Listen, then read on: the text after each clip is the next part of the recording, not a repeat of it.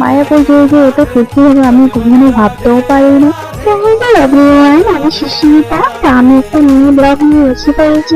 আমি হলাম আসামে, আসাম থেকে আমি ভিডিও করছি, আর আসাম থেকে এসেছি আমরা মায়াপুরে। আমার ছিল ছোটবেলা থেকে বৃন্দাবন যাওয়ার, তো আমি তো বৃন্দাবন যেতে পারিনি। তো আমার যদি ভাগ্য থাকে আমি ভবিষ্যতে বৃন্দাবন যাবো। তো আমি এসে পড়েছি মায়াপুরে, আমি আমার দাদা ভাই সবাই এসে পড়েছি আমরা বৃন্দাবন মায়াপুর দেখার জন্য এসে পড়েছি। আমরা দেখো আমরা ঠাকুর দর্শন করে এসে পড়েছি প্রসাদ নেওয়ার জন্য। আর যেহেতু মোবাইল ভিতরে এলাও নেই, তো আমরা ভিডিওটা করতে পারিনি। তো বাইরে যেটুকু করেছি, যতটুকু বাইরে এলাও আছে ওইটুকু পর্যন্ত আমরা ভিডিও করছি। তো এখানে দেখো প্রচুর লোক ছিল, আর এখানে একটা ফুল, অনেক অনেক ফুল, যেগুলো ফুল আমি নাম জানি কিন্তু অনেকটা সুন্দর লাগছে। বিশেষ করে দাদা পিছন থেকে ভিডিও করে নিচ্ছে আর আমি হেঁটে হেঁটে সামনে দিকে যাচ্ছি। আর আমার ভীষণ ভালো লেগেছে। তোমাদের কেমন লাগে মায়াপুর আসলে আপনারা কমেন্ট করে জানাও।